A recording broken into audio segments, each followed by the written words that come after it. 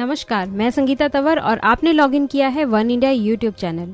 भारत पाकिस्तान के बीच हुई 1965 की लड़ाई को 50 साल पूरे हो गए हैं, पर भारतीय सैनिकों के जहन में ये युद्ध आज भी ताज़ा है। वर्ष 1965 की जंग ने भारत और भारतीय सेनाओं को एक नई पहचान दिलाई थी। भारत की सेनाओं ने पाकिस्तान को एक बड़ा सबक सिखाया था, लेकिन पाकिस्तान ये नहीं मानता कि 1965 की जंग में उसे हार मिली थी। पाकिस्तान का मानना है कि 1965 की जंग भारत के साथ खेला गया एक ऐसा टेस्ट मैच था जिसे उसने ड्रॉ करा दिया, लेकिन विशेषज्ञ कुछ और ही बात कहते हैं।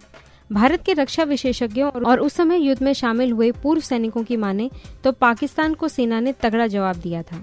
चीन और ब्रिटेन के समर्थन के बाद भी अगर पाकिस्तानी सेनाओं को उल्टे पैर वापस लौटना पड़ा तो इसकी वजह सिर्फ और सिर्फ भारतीय सेनाएं थी।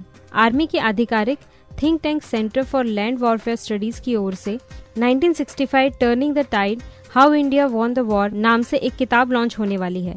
इस किताब के जरिए रक्षा मंत्रालय सभी युद्ध और बड़े ऑपरेशंस के इतिहास पर प्रकाश डालेगा। 1 सितंबर को रिलीज हो रही इस किताब में बताया गया है कि भारत ने पाकिस्तान को न सिर्फ सीमाओं से खदेड़ा बल्कि पाकिस्तान की सेना को बड़ा नुकसान भी पहुंचाया था।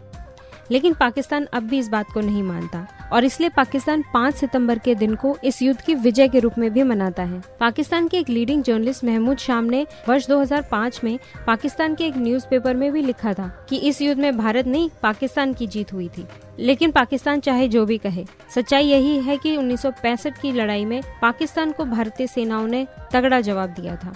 1965 की लड़ाई के 50 वर्ष पूरे होने के उपलक्ष्य पर वन इंडिया की टीम भारतीय सैनिकों को सलाम करती है।